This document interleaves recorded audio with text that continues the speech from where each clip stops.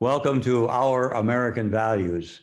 This is a series of live online conversations with interesting and informed people to speak with us about important issues of our time. Our series is presented by the War Memorial here in the historic Alger House on the shores of Lake St. Clair and Grosse Pointe Farms, Michigan.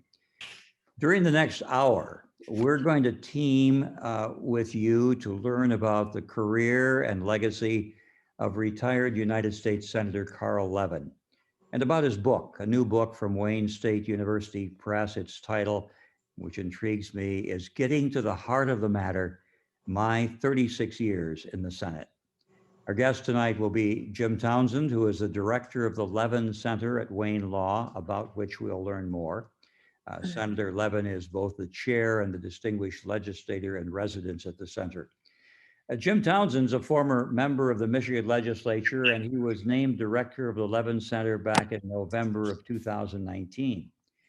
He practiced law before that with the Detroit office of Butzel Long as a member of its corporate and real estate practice group, and as a practitioner in the city of Detroit in basically that same area of the law. I'm surprised our paths didn't cross in some conference room somewhere, Jim. Before joining the law firm, Jim represented the 26th district in the Michigan House of Representatives. He serves on the Michigan Economic Development Corporation's Advisory Council of the Redevelopment Ready Communities Program. He served as a legislative director in the Office of the United States Representative and worked in the United States Senator's office. In the private sector, Jim's experience includes working as brand manager at Ford Motor Company, founding and directing the Michigan Suburbs Alliance, and leading economic development at the Detroit Metro Convention and Visitors Bureau. Jim, welcome. Love the Frankfurt Lighthouse in the background. Well, thank you so much for having me here today. I'm honored to be with you all, and that's one of my favorite places in the world. So I thought I would share it with you. It is beautiful. Let me also introduce you, Jim, to Eddie Visco. Eddie is the Associate Director of the Gerald R. Ford Institute for Leadership in Public Policy and Service at Albion College. Albion is our partner in presenting this series. And through the cooperation of Eddie and his boss, Patrick McLean, the director of the Institute, we have with us two Albion College students tonight, Jessica Butchley and Grace Forster. They're both seniors at Albion with remarkable records and great aspirations for the future. And they'll be posing some questions to Jim as we go on throughout the evening. So, Jim, tell us a bit about Senator Levin, and there's a lot to tell about, and his book and your association. And ultimately, well, I'm sure we'll talk about your work at the Levin Center. Well, I'm thrilled to have this opportunity to do this.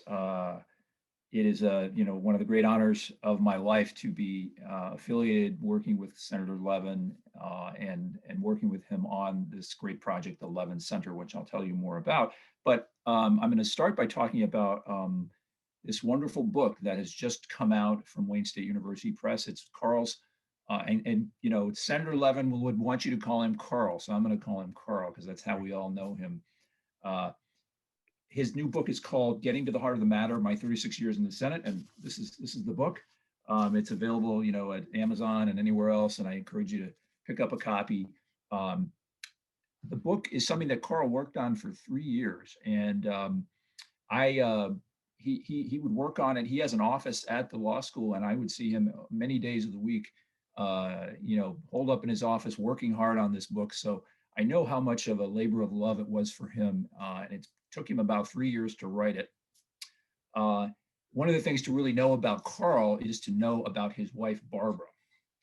The two of them are partners, and in every way, whether that's raising their 3 daughters or really in Carl's work as first as a member of the Detroit City Council and then as a U.S. Senator, Barbara was at his side, really his listening, his sounding board, as well as his chief advisor and editor. And so she played a real role in helping Carl put this book together.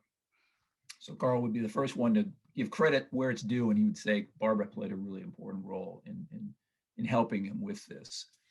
The other thing to know about Carl Levin is his family is awfully important to him. Yeah. And Carl comes from a family that's deeply rooted in the city of Detroit.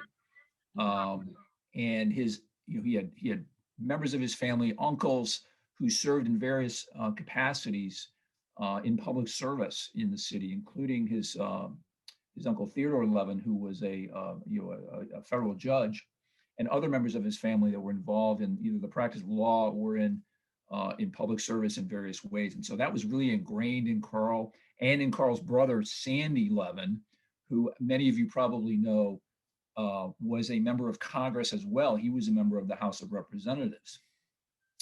And Carl and Sandy, who are the closest you can be when it comes to brothers, they're best friends, served together for a total of 72 years. Each of them served 36 years in Congress, and their careers overlapped almost exactly. Carl retired about 4 years before Sandy did, but the two of them overlapped, and they were very, very important to each other, and they relied on each other to make tough decisions and to think about public policy and to talk about issues and talk about what was good for Michigan, what was good for Detroit, what was good for this whole community. And so family is awfully important to Carl.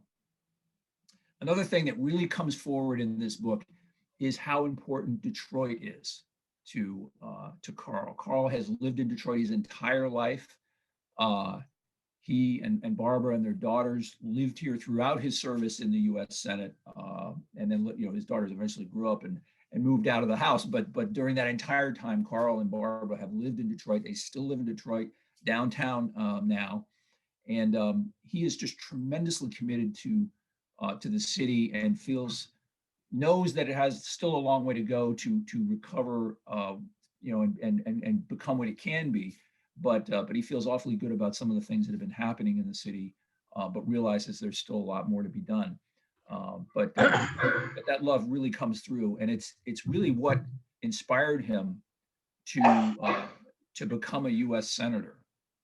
So one of the things that's really important to understand about Carl is he was a lawyer. He was an attorney. He was the first general counsel for the Michigan Civil Rights Commission when it was created back in the 1960s.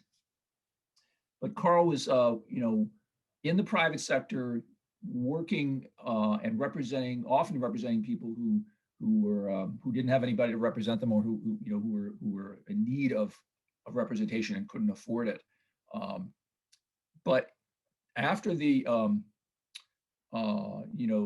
riots that occurred, the uprising in Detroit, Carl was approached about running for city council, and people thought that he was somebody who could really bring people together, who understood, what was happening in people's lives, because he was representing a lot of people who had been really, facing injustice, and that injustice was in many ways a driver of what happened in the uprising. So he decided to run for Detroit City Council, and he won. And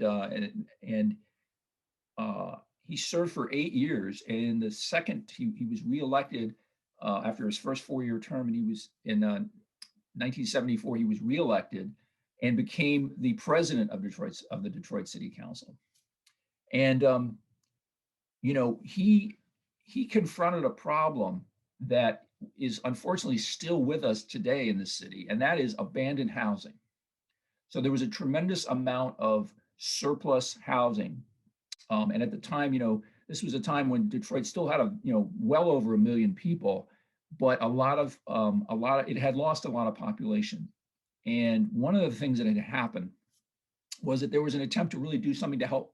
It was a well-intentioned program from the U.S. Department of Housing and Urban Development, and it was designed to help first-time homeowners buy homes and move in, be able to own their own home. The problem was it wasn't very well administered, and there was corruption in the system, particularly with some people, some real estate appraisers and agents, and some corrupt officials in the U.S. Department of Housing and Urban Development in the Southeast Michigan area. And they were falsifying appraisals and doing some things to trick homeowners into buying homes that were not nearly valued at what they purported to be valued at. That caused a lot of people to become upside down in their mortgages. A lot of people abandoned their homes because of that. And so Detroit had this huge, it's hard to imagine this was going on in the mid 70s, but like it has today, Detroit had a huge surplus of abandoned homes. And as the president of the Detroit City Council, Carl wanted to make sure that those homes were made safe, that they were either boarded up until they could be, reconditioned and used again, or if they were in such bad shape that they needed to be torn down, that they would be torn down. So he started going about making that happen, and the U.S. Department of Housing and Urban Development sued him because he was trespassing. He was trespassing on their property because they owned all these homes. And the reason they owned them is that they had guaranteed the mortgages. And in this corrupt process, a lot of these mortgages went bad. So they were on the books, the properties were on the books of HUD, but HUD wasn't doing anything to manage these properties. Carl called up the members of Congress from Michigan. He called up the Senate, and he couldn't get anybody to do anything. And it was at that point that Carl realized that oversight, that making sure that government works for people, ordinary people, was what he wanted to make his life's work. I mean, that's what he really wanted government to do. And he thought that congressional oversight was a really important way to do that, because Congress has the power of the purse, the most important thing, the money, the power to decide what money, where money goes, which programs get spending, which departments of government get funded. And so that gives Congress an enormous lever to put pressure to make sure that government lives up to its promises. And that's what Carl devoted 36 years in the US Senate to doing. And so he, eventually chaired very important and powerful committees in Congress that were charged with doing this oversight work. One of them was called the Permanent Subcommittee on Investigations, which was the most prestigious and powerful committee doing oversight in Congress.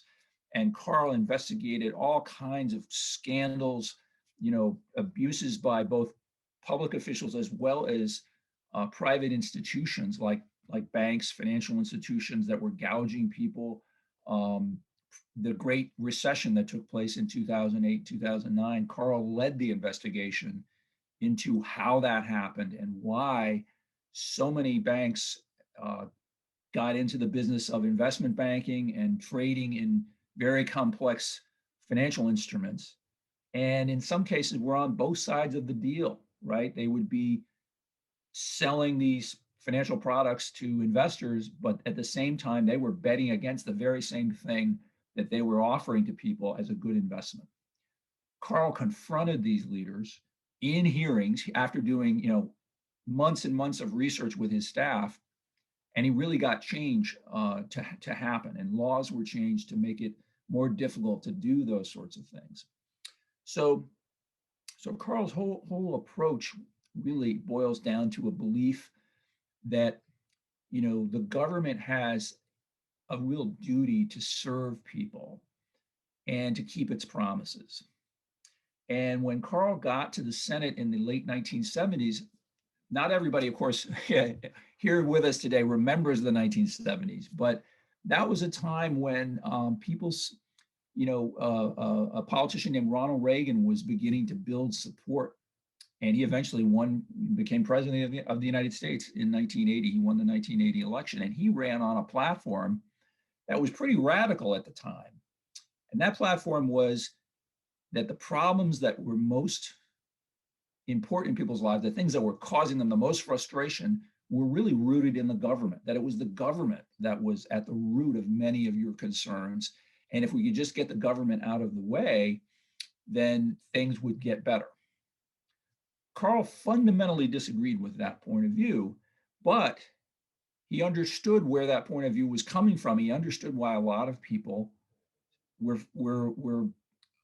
attracted to that point of view. And the reason was that government, a lot of the important programs of government, well-intentioned programs, were not being implemented very well. And he said way back then he said something, I always like to read this quote to people because it's in his book, and I think it really makes the point awfully well. Carl said, people haven't rejected the goals of our programs, but they have come to reject the claim that our programs have anything to do with our goals. In other words, the things that government is supposed to do to help us, whether that's Social Security, helping people retire with dignity and be safe and taken care of in old age, things like Medicare, which is designed to do the same to help older Americans pay for health care, other things like that are really supposed to help people. People embrace these goals. They think they're worthwhile. But when government doesn't execute very well, when government is trying to help people afford to buy a home, but it botches the job and ends up making life worse for people, that's when we really begin to have problems, and a lot of people give up on government. And that sense has taken hold, and it's something that's been around for now a long time. And yet now we see that a lot of the things the government does, nobody else is going to do. So we need to find ways to make government work so that people will believe and will support good initiatives and good programs that actually do make a difference. So a lot of Carl's work involved trying to make sure that happened.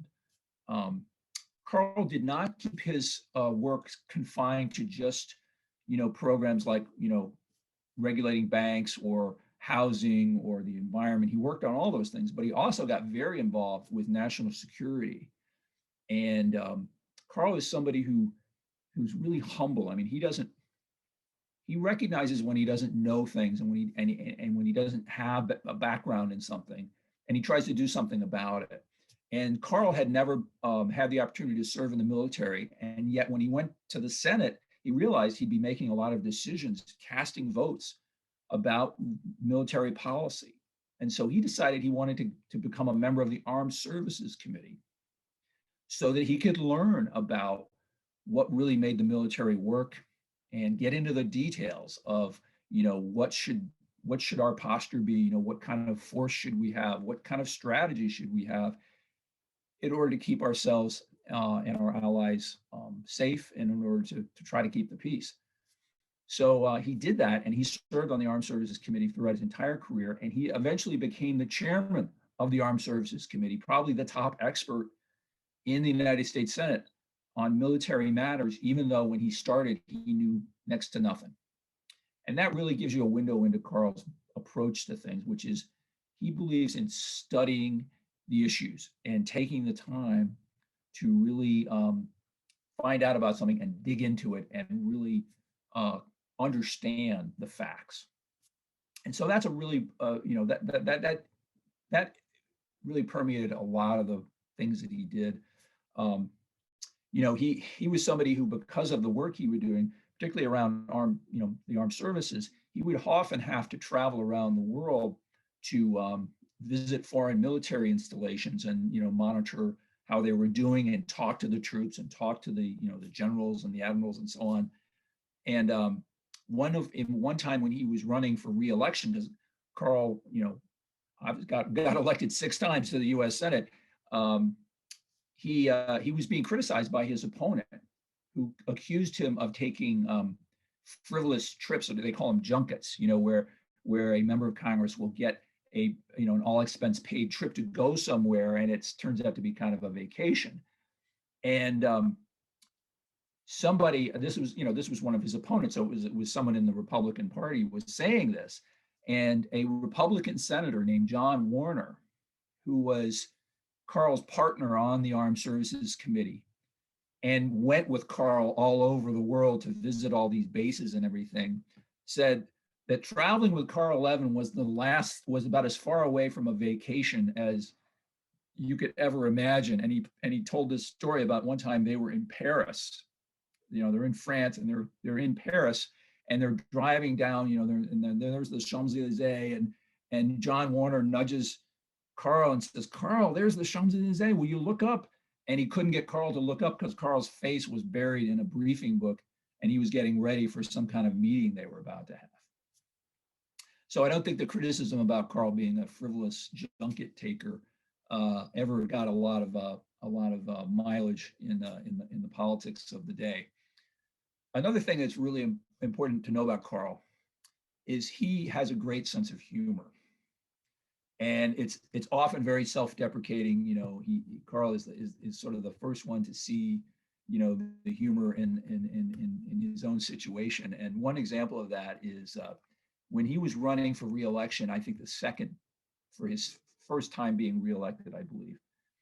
His opponent in the race was a very was a person who was very attractive, very tall and handsome, and that candidate had put out some literature that referred to that candidate as a tall, 6'3" and blue-eyed, and a handsome fellow. And somebody on Carl's staff, in the campaign, brought it to him and said, "Oh man, this is, what do you think of this? This is they're implying something about you, Carl." And again, this is what Carl looks like. So Carl said, rather than call out his opponent for like being shallow or maybe worse, Carl had his team issue their own brochure, their own literature piece with a picture of Carl and then a tagline below it that said plump, balding, and disheveled. That was Carl's way of sort of making fun of himself, but also kind of poking a little bit of fun indirectly at his opponent, who was maybe a little bit too impressed with his own physical characteristics. We can cover a lot more ground about Carl's career in Q&A, but I would love to just say a word about sort of what's coming next with Carl. So Carl retired in 2015, and he decided with a couple of members of his staff to create a thing called the Levin Center. And that is an institute at Wayne State University's law school. And I have the great privilege of being the director of the Levin Center. And what the Levin Center does is really tries to carry on the spirit of Carl's work and expand it, actually. And the focus is on teaching and promoting and advancing bipartisan, fact-based oversight and civil discourse as instruments of change, as ways in which you can change things. And that sounds like a lot of words, but basically what that means is in a democratic society, if you want to change things, you have to listen to other people. You have to be willing both to listen and have conversations with other people, and you have to be willing to accept facts that aren't necessarily ones that always reinforce your point of view. And the reason we think this was important 5 years ago when Carl started or 6 years ago now, when Carl started the Levin Center in 2015. But in recent years, I think it's become very clear to all of us, or many of us, that facts and the truth are an endangered species, if you will, in many of our state capitals and certainly in our national capital. Our politics used to be about a public square where we could have vigorous debate, mostly respectful debate most of the time, but it would be based on a shared set of facts. And that has really begun to disappear. And the problem is you can't make policy, you can't enact laws that make any sense if you aren't having a conversation that's based on the facts.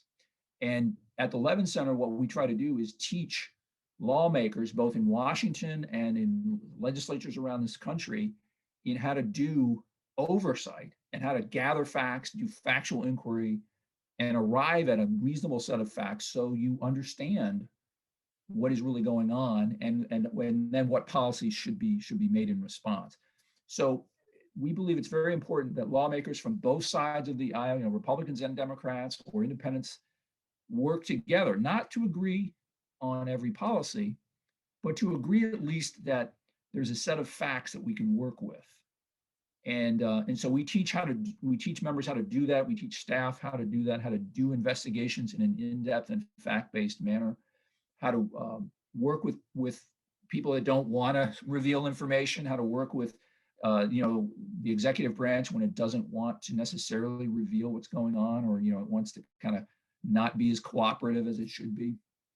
We also do a lot of scholarship on oversight and what it means legally and constitutionally, as well as, what is good oversight and what is not good oversight, and when does it matter.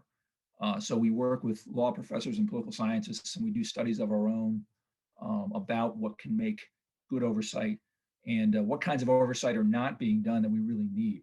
For example, there's not very good oversight on government contracting. So the government spends a tremendous amount of money through government contractors. So the services of government are often delivered by private contractors. And we have done research on this, and we just issued a report about this. Very few of those contracts receive a lot of oversight from the legislature. This is true all over the United States, and we're talking about hundreds of billions, if not trillions of dollars every year that get spent this way, with not nearly enough oversight as to whether it's being done properly, whether there's actually, whether the promises that were made by the contractor are actually being kept. So there's a lot of work we try to do to shine a light on these issues and get lawmakers, both in Washington and around the country, to do a better job gathering facts and cooperating with each other, at least on fact finding.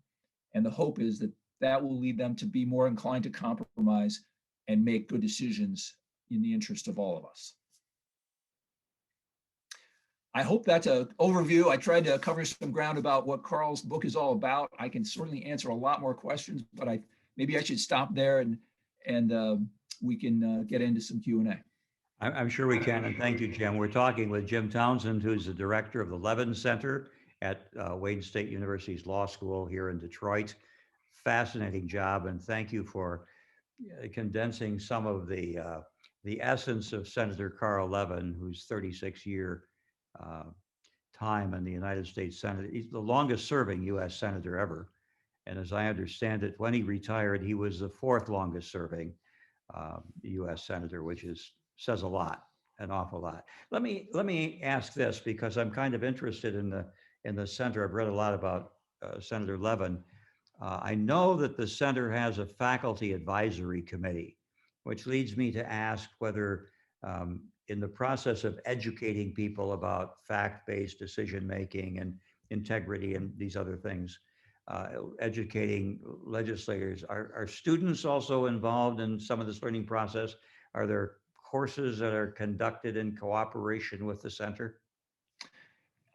Students are very much involved with our work in several ways. One way is we have students doing research.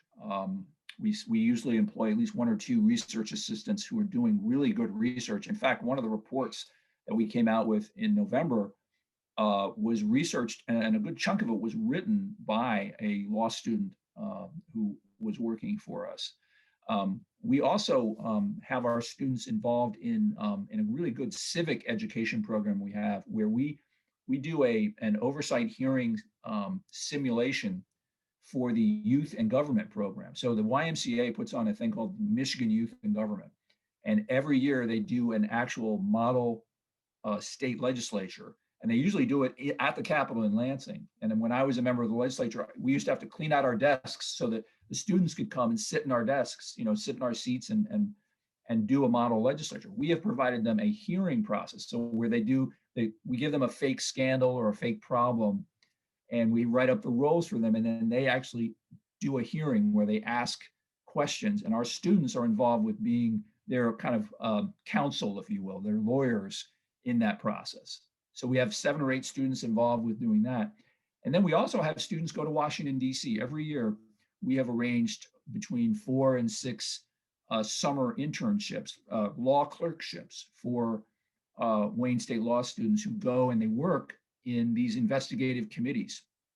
So they'll be working in the Senate Banking Committee, or the House Committee on Energy and Commerce, or the Oversight Committee in the House. And they're doing real investigative work, learning how investigations and oversight really works.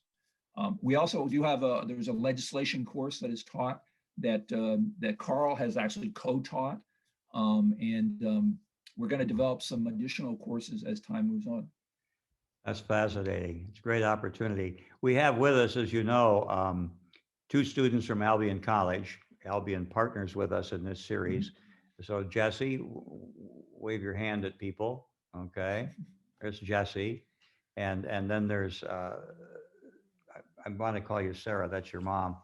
It's Grace. I'm sorry, Grace. Wave your hand. So do either of you have questions? By the way, before I let you do that, let me say, if you're home watching this now and you'd like to use the chat function of Zoom, you're welcome to put questions there. We curate those questions, watch those questions. We'll relay them to Jim for you. However, Grace and Jesse have the privilege of asking questions directly. I don't care which of you goes first, but I just know that there are questions coming from both of you. Who wants to go first? I can start. So I know this is a very broad question, but I read that in his book, he talks a little bit about his experiences speaking with like different world leaders. I was wondering if you could kind of expand on that maybe a little more.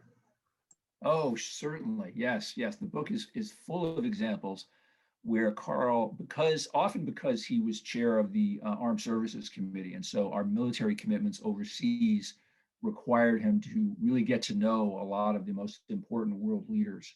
But the one I love the best, and the one that he tells me was one of the most moving experiences he had, was the one-on-one meeting he got to have with Anwar Sadat.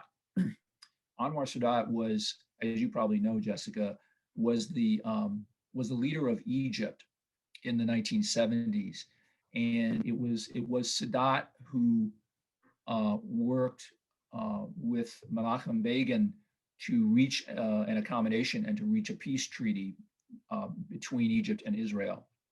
This was brokered by President Carter in the late 1970s, and Senator Levin was very new in the Senate, so he didn't have a lot of seniority. You know, he wasn't the big sort of larger than life figure that he became. This was only his second year in the Senate, and he had the opportunity to visit Egypt. And as luck would have it, there was some downtime, and he had the opportunity to sit somewhere outside. I don't remember exactly what he said, but he got to sit with Anwar Sadat for like an hour and just talk to him one-on-one. And everybody knew how risky what President Sadat was doing. Everyone knew that there was great opposition through major parts of the Arab world to what Egypt was contemplating doing with Israel. And Carl asked, President Sadat, how can you go forward? How can you do this when you know that this could be the end of your presidency? This could be the end of your life. And Sadat said to him, that he had faith, and that it was really his faith in God and his faith that he was doing the right thing, and that he was prepared to make the sacrifice that might have to be made in order to try to bring about peace. And Egypt and Israel had not too many years before that been engaged in a bloody war, and so he did move forward. And unfortunately, President Sadat was assassinated not long after that conversation. Yeah. And I think that stuck with Carl for his whole career. Seeing someone who was willing to make the ultimate sacrifice made it pretty easy for Carl to make decisions that might have led to his not getting reelected, which seems pretty trivial when you've had Anwar Sadat sitting across from you. Yeah, great question. Grace, I apologize for calling you Sarah. Sarah is Grace's mom. Sarah is also a graduate of Albion College, as I am, and as Grace soon will be. Do you have a question?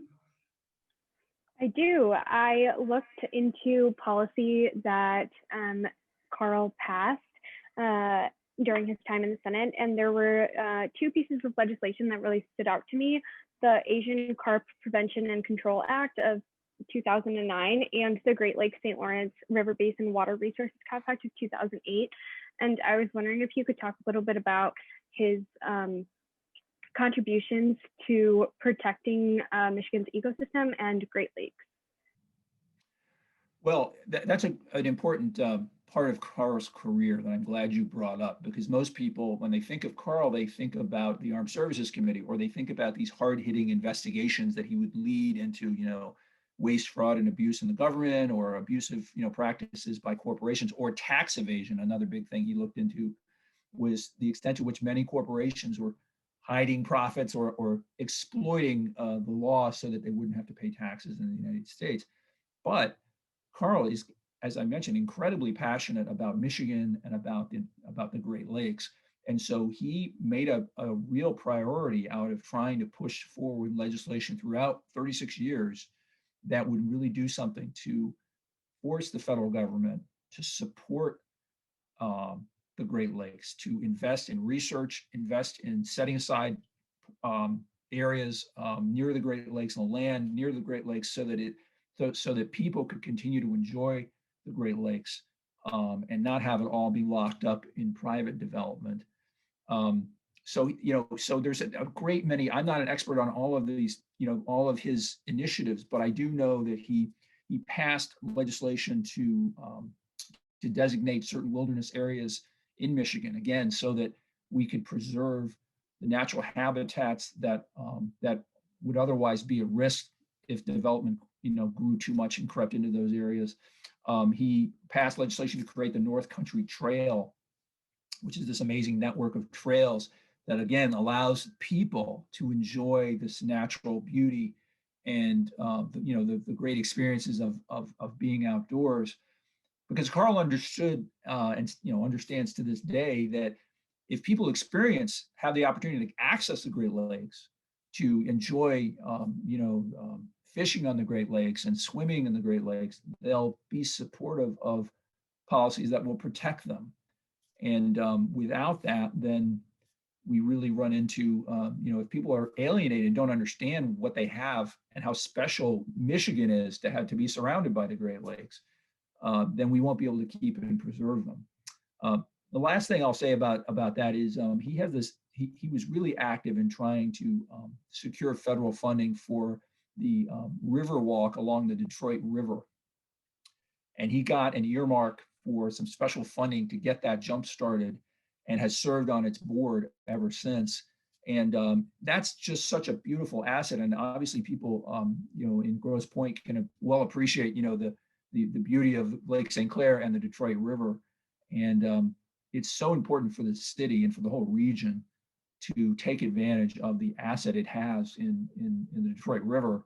And I really hope that more can be done in that space. And I know Carl does too, to really take advantage of the international aspect of the Detroit River. It's so unusual to have such close access to another country and to have a beautiful body of waters that we can cross in order to visit each other.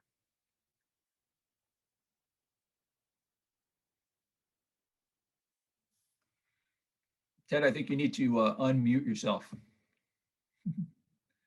I only do this about half my life these days, and I'm always forgetting to unmute myself. I started to say that Grace and Jesse will get back to you, but I have a question from someone at home who says, Jim, who in the current Congress demonstrates the, quote, excellence in oversight that the Levin Center promotes? Well, I think we're very fortunate to have Gary Peters, our own Michigan senator, who actually took Carl's place as our senator. He's now the junior senator, from Michigan. Gary is the chair of the Homeland Security and Government Affairs Committee, which is a very important committee because they have responsibility for doing oversight over all of our Homeland Security. And Homeland Security, of course, is this giant agency that encompasses everything from like the Coast Guard to the Department of Transportation to, our efforts to keep our border secure, the Transportation Security Administration. So that's a massive amount of jurisdiction. And Senator Peters really takes that job very seriously and is holding hearings about a lot of important issues that really need to be understood. And we need to hold the executive branch, regardless of who's in the White House, we need to make sure that Congress is first thinking about, the laws it's passing and whether they're being properly implemented. One thing I'll say, I think Senator Peters is a really good example of somebody who understands that that legislating, being a lawmaker, and this is what we teach at the Levin Center, is not just about passing bills, getting bills passed into law. It's actually sort of a cycle where you do initially fact-finding and oversight to understand problems. Then you educate yourself and the public about those problems and maybe suggest some solutions. Then you have a debate about what law to pass. You pass that law. Hopefully the president signs it into law, or if you're a state legislature, it's the governor. But your work is not over then. Then you have to oversee that the law is being faithfully executed. That is what the Constitution says is the job of the president, to faithfully execute the law. And it's Congress's job to make sure the president does that. And Senator Peters, I think, really takes that job very seriously. And it's so important because it gets back to what I was saying about Carl at the beginning, which is Carl is somebody who believes government has a very important role to play in society. But it only can play that role legitimately if it's paying attention to the details. And it's Congress's job to pay attention to the details and make sure that you don't just take a victory lap when you pass a law. You actually come back the years after and follow up to make sure that law worked. And if it didn't, then you make adjustments and you make it better, or you repeal the law and you start over. And that's an attitude that unfortunately a lot of lawmakers do not get that. And that's our job, is to try to help them understand that they can really have an impact if they do good oversight. Good question, good answer. Interesting. I know I'm not muted. I know I've always thought of Senator Levin, and you're touching upon this, as reaching across the aisle and believing in bipartisan work. I noticed that one of the reviewers of his book, one comment about Carl Levin that was associated with his book was from the late Senator John McCain, who said, Senator Carl Levin is the model of serious purpose, principle, and personal decency, whose example ought to inspire the service of new and returning senators, to which I would add, hear, hear. And one of our watchers at home says, I'm a self-proclaimed Republican curmudgeon, but it's my hope that current and future elected officials in Michigan seek his counsel during their tenure. And I guess that's the whole purpose of the center. Absolutely. And one thing I want to emphasize that I haven't yet is the center is a bipartisan center in name and deed and in every way. So our advisory board is made up of Democrats and Republicans, former elected officials, and our staff has both Democrats and Republicans on it. And we very much believe that that the work of oversight, the work of fact gathering, is a very important way to reestablish relationships between members of Congress and state lawmakers. And that one of the real barriers to that, and this is very relevant in Michigan, is term limits. So Congress does not have term limits. The Constitution does not provide for term limits. But state constitutions have been amended, including Michigan's, to establish term limits. And the problem with term limits, or many problems with term limits, but one of the problems with them is that members don't serve in office long enough to really develop expertise and do oversight and be able to do that cycle I was talking about, where you make a law, well, you identify a problem, you try to solve the problem, you make a law, and then you follow up to make sure that law actually solves the problem. If you only have 6 years in the House of Representatives and 8 years in the Senate, that isn't enough time to really develop that institutional knowledge. And then the moment you have it, you're starting to think about what your next position is going to be. And I don't think the people who voted for term limits were voting for that. They might have been angry at the legislature. They might have not liked the people that were in the legislature. And so term limits was kind of a shortcut to get rid of a lot of incumbents. But the problem that has created is that it's very hard to do the long-term follow-up that really is what government should be about. If you are leaving office every 6 years, which is the case in the Michigan House of Representatives. And so what happens is that people that are not elected are the ones who have that institutional memory. And very often those people are lobbyists. And I'm not here to badmouth lobbyists, but I am going to say that lobbyists don't work for you. They work for somebody else. They work for an interest group. They work for a corporation. They work for a labor union. They work for any number of other organizations, but they don't work for the people. And the only people that work for the people are the people we elect. And term limits have basically caused us to have fewer choices because we can't choose to keep people in office who actually know what they're doing. They have to, in Michigan, their terms come to an end and then they can't run anymore for the rest of their lives. Yeah, the learning curve is important, and you never get to the top of the hill if you don't have enough time. Right. I see, Jesse, you're nodding your head. Do you have a question? Oh no, I'm just in agreement with it. I do have another question if we have time. We have time. And Okay. Grace, you're next.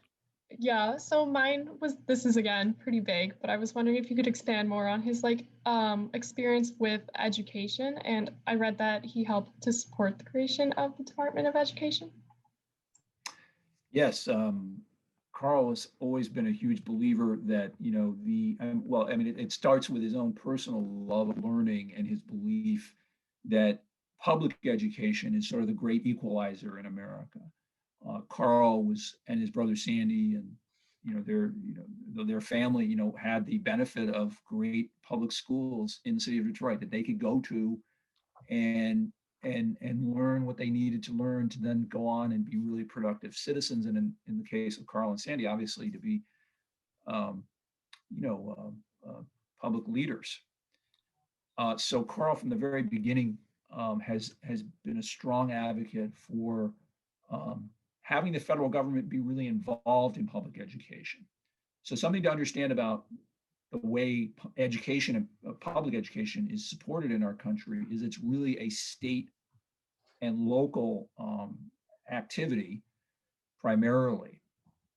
I don't have the exact figure at the top of my head, but I would say probably about 90 to 95% of all the money that goes into public education is at the state and local level. So the federal government doesn't play a big role financially. Now, I think there are people that would argue that it should play a bigger role because the federal government has the capacity to spend more. But the federal government does intervene in certain very important areas. And those areas tend to involve trying to help people who are disadvantaged, who come from very low income backgrounds, who are born with disabilities that make it hard for them to succeed in traditional school settings. So the federal government tries to intervene in those cases. So Carl, throughout his career, was a very strong supporter of passing laws to elevate the role of the federal government. So when it comes to making college affordable, there's a program called the Pell Grant program. Carl's very, very active in supporting and making sure that program is properly funded and funded at a higher level so that more students can afford to go to either 2 or 4 year college. We have not been able to keep pace with the cost of college, and there's a lot of ferment right now about what to do about that. But throughout Carl's career, he really did everything he could to support things like Pell Grants and Stafford, the subsidized loans for students. But also he wanted to help students at in elementary and secondary school as well. And so he was a very strong supporter of Title I funding, again, to try to help students who came from disadvantaged backgrounds to get additional assistance so that they could succeed in school. Because, we live in a country that is founded around the idea that everybody's equal, for one, but that also that that you can do better than your parents. You can gain and go up sort of the ladder of society and do better than your parents did, economically. And that has really, that has been true, but in these days, it is less and less true. And part of that has to do with not having access to education. And so Carl's support for the Department of Education was a big part of that. Thank you, Grace. My question is, we are living in hyperpartisan and polarizing times. Carl's success was in part due to his ability to reach across the aisle. What can we learn from his professional philosophies to find bipartisan solutions without sacrificing ethics? That's a very important question, and you've really gotten to the heart of the matter. Carl really believes, and when I first, became the director of the Levin Center, I visited with Carl and I asked him about this, and his book is full of is that you've got to work together in order to build relationships. This is why term limits are such a problem. If you don't have tenure, if you don't stick around long enough, you don't build relationships. But also working together on things that make sense to work together on. In other words, we may not be able to agree on the solution. We may not be able to persuade each other that, your philosophy is the best philosophy or mine is the best, political philosophy, right? Or idea about the role of government. That's a big, big idea. And you're not going to change too many people's opinions about that. But what you can do is work together. And this is why fact-finding and oversight means so much to Carl and why we work on it. It's a way for people who disagree with each other to hear each other. And one of the things that you find is that if you listen to other people and if you play back to them what they said to you, which is what you have to do when you work with people, right? When you work with somebody and you're analyzing a difficult problem or you're gathering information, this is certainly true when you're practicing law, you have to listen to your clients, right? You have to listen to people and you have to play back to them what they're telling you so you're sure you've got it right. And that's what you have to do when you're doing oversight. And so Carl's approach was to work with people like John McCain or John Warner or Rob Portman or Norm Coleman. These are all, very eminent, Republican senators. He didn't agree with them on 95% of things. I mean, very different ideas about what the role of government was. He worked very closely with probably the most conservative senator at the time, a gentleman named Tom Coburn, who was a physician from Oklahoma. And he liked to call himself Dr. No, because he was really, really conservative. He wanted to say no to a lot of programs. He didn't want to spend money on a lot of things. He had a very, very different idea about what government should do. But he and Carl became great friends because they both believed that whatever we do spend money on, we should make sure we spend it wisely. And so they built a great relationship doing oversight on.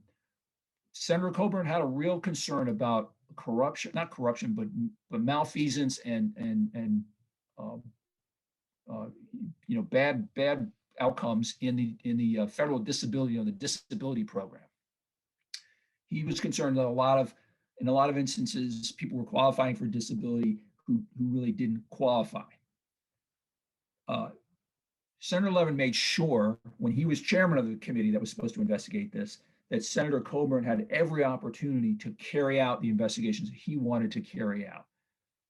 And oftentimes they would come up with a report. The staff would work up a report, and they both could sign that report. And every member of the committee could sign the report, regardless of what side of the aisle they were on, because they knew there was integrity in the process of gathering the facts. Now, sometimes the report would have recommendations about what to do. And sometimes they couldn't come to an agreement on what the right policy was.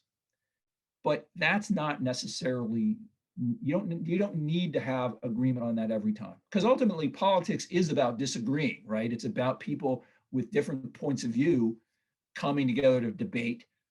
But it's also, and this is the thing Carl most believes in, it's got to be about compromise. because nobody's right all the time. Nobody should really, frankly, nobody gets their way all the time. And frankly, nobody is correct enough to really deserve to get 100% of their way. And so, Carl's view is that if you don't come to government, you don't come to work in the government or to serve in the Senate willing to compromise, then you haven't come to the Senate willing to govern. And these days, the country, I think it's fair to say, has become pretty hard to govern. And we're not tackling some really important problems because we've forgotten this ability to come together around some facts and have a good faith debate about what to do about those facts. We end up in our own silos with our own set of facts, and then we just talk past each other, and there's not, we end up with no ability to compromise. And without compromise, democracy really can't function. Certainly not democracy in the United States. The way we're set up, you have to be willing to compromise. Well put indeed. I use as a tagline at the end of my emails a quote from Stephen Covey, which says the biggest communication problem is we do not listen to understand, we listen to reply. And we have to learn to understand. We don't have a hard stop at 8, but that's kind of our target, and we're getting close to that. One of our viewers has asked whether the center is concerning itself at all with the redistricting or anti-gerrymandering effort ongoing here in Michigan. Yes, the answer is that we very much are. Back in 2018, we held a symposium at the law school about gerrymandering and what could be done about it. And the good news, I think, if you're concerned as I am about gerrymandering and the fact that it contributes to this polarization that makes it very hard to do small d democratic business. We want, we tried to elevate that. And at the time, Jocelyn Benson, who is the Secretary of State, obviously of our state, was the dean of the law school, and she was actually the director of the Levin Center. Jocelyn really helped found the Levin Center, and she was its first director. And under her directorship, we held that conference, and we continue to, want to make sure that that government is, that oversight is being done properly of our election system. But we have to say, I have to say that there have been some very disturbing instances, in recent months when the conversation wasn't really so much about oversight as it was about giving people a platform to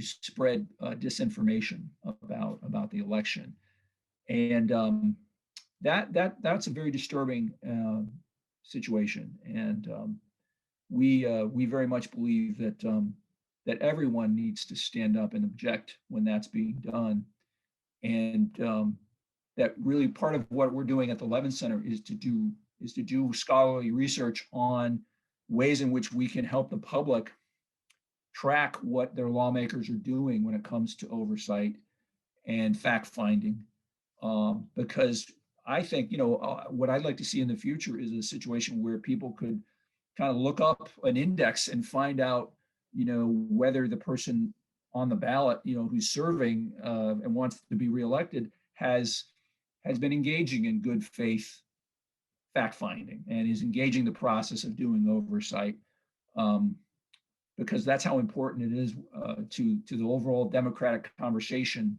in our country. Well, as I say, we're approaching 8 o'clock, and I so many thank yous to give. Jim, thank you so much for being with us tonight. Appreciate it very much. Eddie Visco, Eddie, wave your hand. Eddie's the Associate Director of the Ford Institute at Albion College. Albion's our partner in this series. 2 of the Albion students are with us, as you see. We have Grace and Jessie here. I have permission to call her Jessie instead of Jessica. I asked that question. Your questions have been outstanding. Thank you. This discussion has been wonderful. For those of you who would like to see it again or who have friends who missed it, we record these sessions and they will be available on the website of the War Memorial in the next few days. And of course, you can check for other things in this series, which brings me to this. Our next session will be Wednesday, May 19th, 7 p.m. We have a number of interesting things we're working on here. We haven't really decided which of them to use on the 19th, but it will be one of them. And I hope you'll be with us for that and watch for promos, as we used to say in my radio and TV days, promos for those things coming up on May 19th. Then Wednesday, June 23rd, we'll have another one of these sessions. Then we'll take a summer break and be back in the fall with more of this series. So Jim, thank you so much. Grace, Jesse, Thank you. Eddie, all of you at home watching, this has been a wonderful session.